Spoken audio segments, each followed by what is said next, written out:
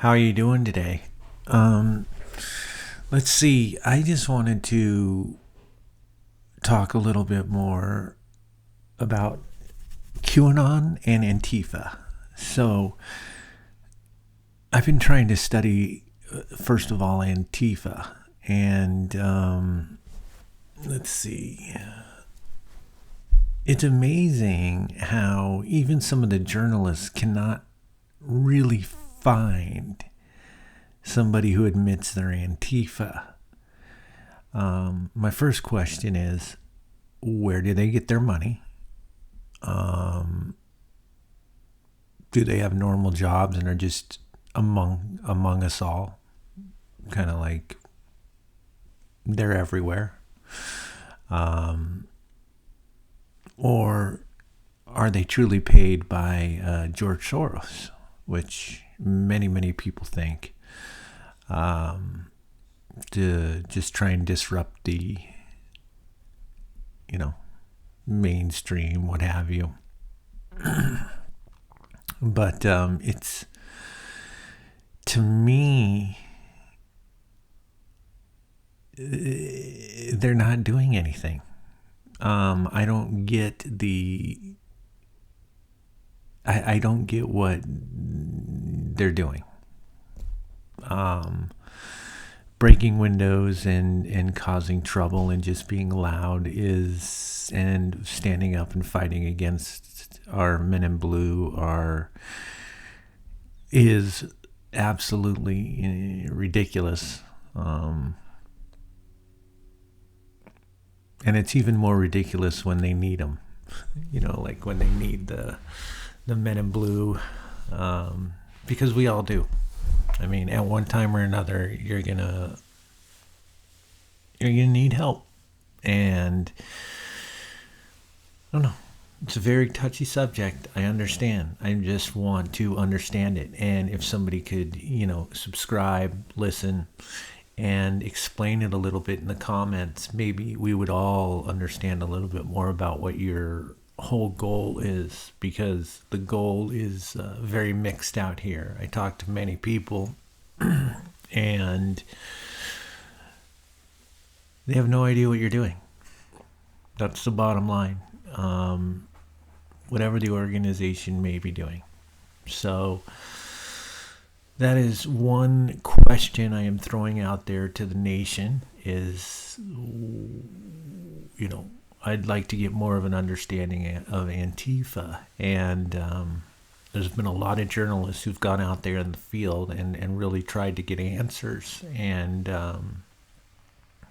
first of all, they're hard to get to admit that they're Antifa. There have been a few, and there are a few YouTube videos on them, but it's usually the same two people. and the goal is just cause havoc, I guess. But it's interesting to me, and it's sad. And I do understand that the media is, what do you call it? They'll point their cameras in one area and say it's in the whole city, when really it may be just one block. So, for example, Portland. I know Portland, the entire city is not burning. My wife, we talk about that. She seems to think the opposite. But I try and explain to her that it's usually confined to a city block, and everybody else goes about their day, which is fine. That happens everywhere.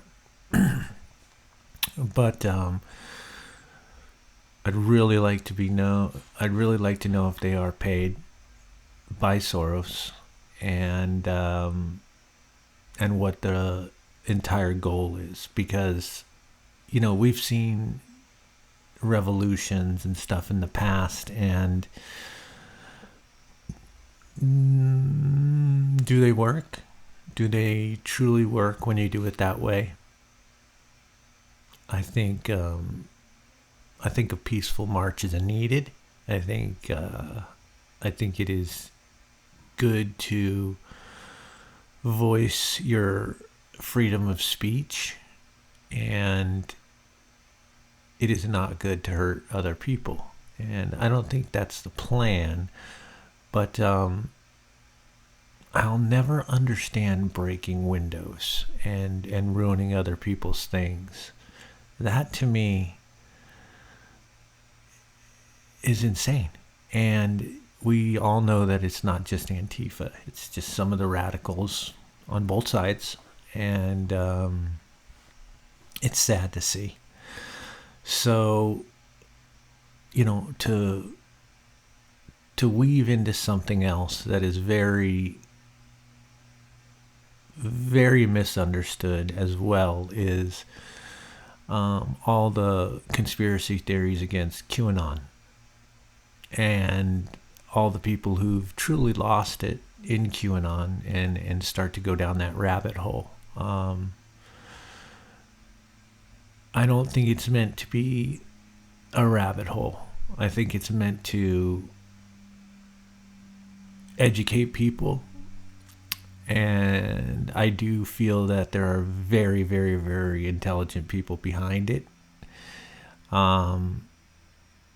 However, you can always find evil in everything, and you can always dig so deep that you get your mind involved in things that aren't even true. So, some more things to discuss, maybe in the comments below, is, talk to me about QAnon. I am very interested in learning what you guys are trying to do and which side you're on. A lot of people, once again, are misrepresented with QAnon because they don't know which side you're on. Are you taking more of a liberal progressive stance, or are you taking more of a conservative stance? And what I mean by that is getting rid of the swamp and deep state. And we all know, well, we don't all know, but there is a deep state. And oh gosh, to me, they're the scariest of them all, because of how much power they have in politics and controlling us and our freedom. We are free people here in the United States, and it seems like we are being controlled more and more. For example, minor example is I'm tired of wearing a mask. I'm tired of being looked at if I don't, because that's my choice to not wear a mask. And sure, if I'm in around 50,000 people and stuck in the middle, I'm going to probably wear a mask. But if I'm in an NFL game and I'm outside and there's only 6,000 people there, there's no reason, in my opinion, to wear a mask. Now, doctors would obviously disagree with me on that, now that they're saying we should wear 3 of them over each other, which to me is hideous. That's ridiculous. If that's the case, wear a mask that's a little thicker. I don't know. I don't ever understand that, because you can wear a mask inside a place, and I've touched 10 things, and then what if I rub my nose when I get in the car? I mean, it's sad, and I'll tell you, I'm not on the front line, and I can imagine the nurses and the doctors that are seeing the deaths of this, and it's very sad. It's very sad for those people, and I am, if something were to happen to me, I don't know. I don't know how well my lungs would do. I'm middle-aged, and it could take me out too. But the bottom line is, if God wants me now, He wants me now. I don't know what to do about that. But I am tired of living, first of all, in a box. My children are living in a box, and I don't know the permanent damage that will do to them at all, because nobody's ever been through this in the history of life before. It's super sad.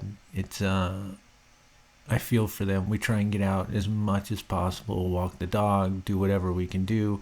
Every weekend, it's not about cleaning the house anymore. It's about only taking care of the kids and making sure they can get out and do something. Because, gosh darn it, one school has started, one hasn't. I'm still taking care of that situation. They need a ride to school, a ride home. One is in here doing school and stuck in the house all day, and no friends, no social communication besides obviously their cell phones, which that's a whole another story. But the bottom line is, I'm tired of it, and I'm interested in some of these movements.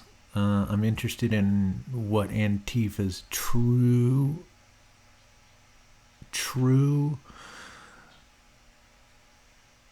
purpose is.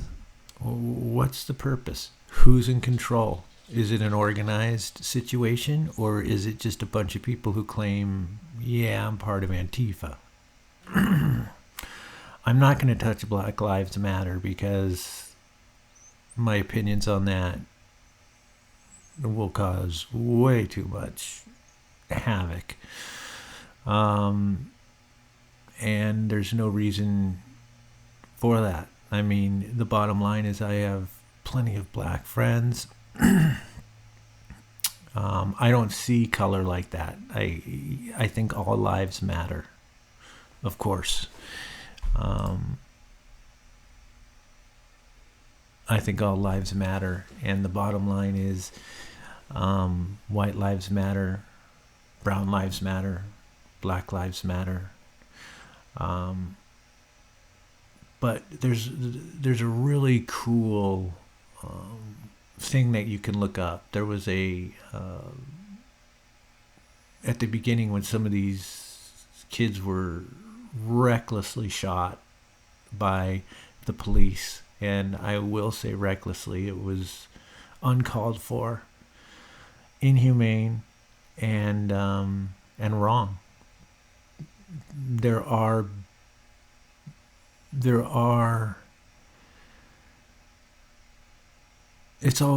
always a bad egg somewhere, and it's unfortunate that they all get labeled that way, because especially with the police, they work their ass off and put their lives in danger for us every single day. And then there's those ones who psychologically maybe aren't ready to be police officers, and do things that are completely uncalled for, and they create riots, and they create problems, and they create just horrendous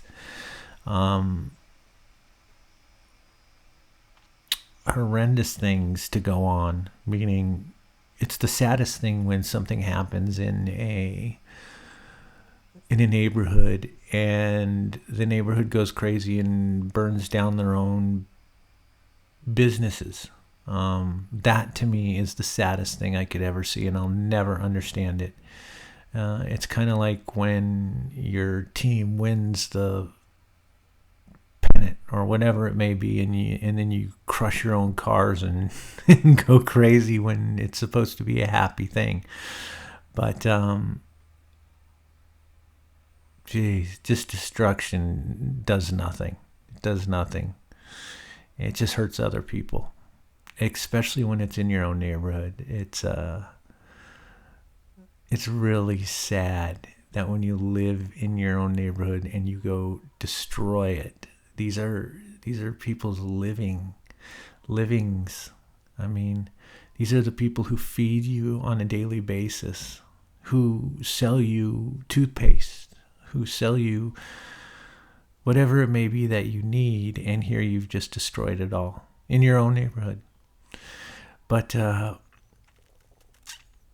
that's why I'm going to come back around and wonder, how deep QAnon goes. Well, who's behind that? Is it organized? Is it,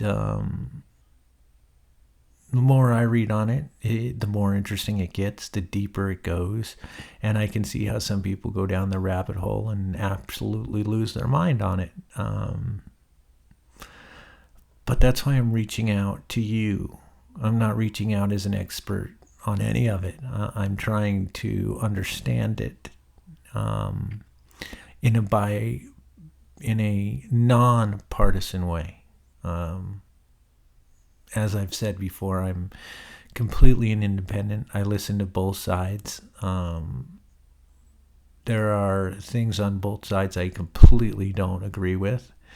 And one of those that just happened that I just completely don't agree with is stopping the pipeline.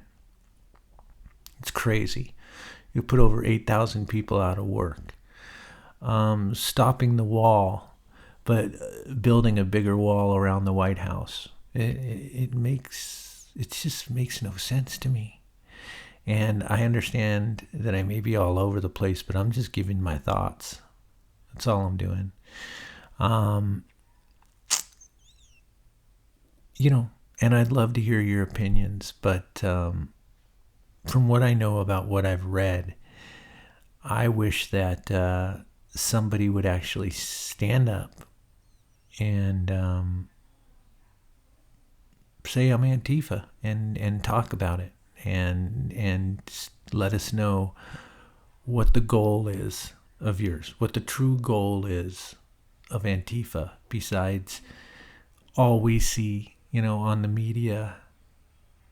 And when I say all, not me, I dig a little deeper, but for the most part, most of society just see on the mainstream media that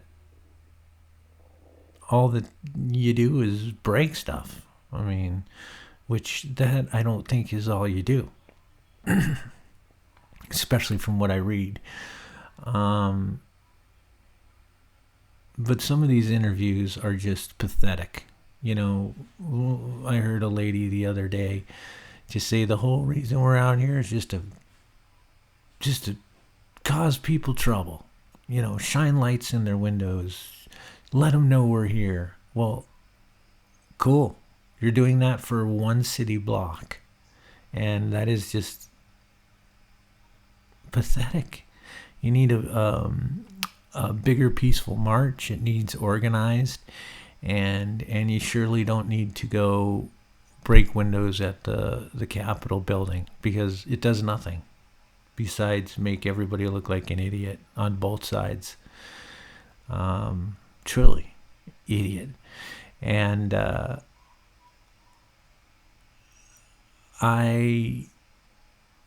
so far, the thing that's just upset me the most is probably taking away our own energy dependence.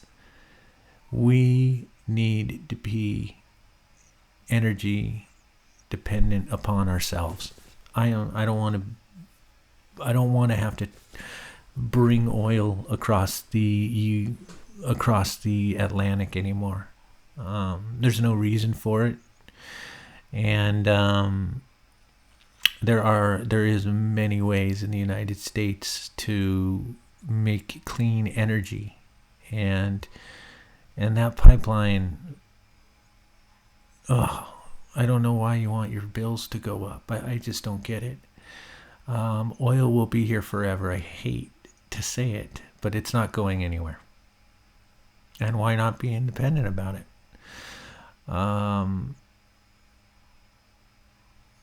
Now, I am a huge solar and clean energy fan.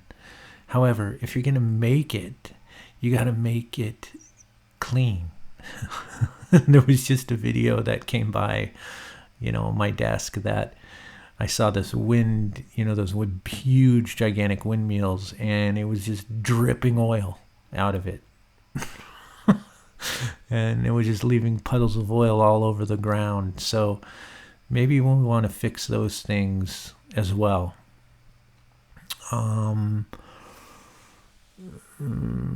Congressman Kerry, I understand, you're on this binge of energy. I mean, clean energy as you fly your jet around to everywhere you go. But I also understand how else, you can't drive across the Atlantic. You can't drive everywhere you need to be when you're a congressman. So what do you need? You need jet fuel. And just come out and say it. Don't wing around it. Hey, I am using a huge carbon footprint to get my point across, and that's unfortunate. But it's the way it's going to be. Once again, there are things you just cannot change, and that is one of them. And I just hate seeing people out of work who are working so hard to make it so we can be energy independent, and now we are crushing their jobs by signing executive orders. Once again, I'm an independent, but there are things I don't agree with on both sides, and I just think some of these things need to be thought about a little quicker than your first day in office. I mean, a little longer than your first day in office. Other than that, I really, really hope to start some comments and some people to subscribe to the video, because I want to learn more, and I learn more from you, directly from you. But I don't want to hear, once again, I don't want to hear names calling and just dumb answers and opinions. Facts. Give me some facts. That's all. I'm going to keep talking, and the more I learn, the more I'm going to lay out here, and the more these will get more and more interesting.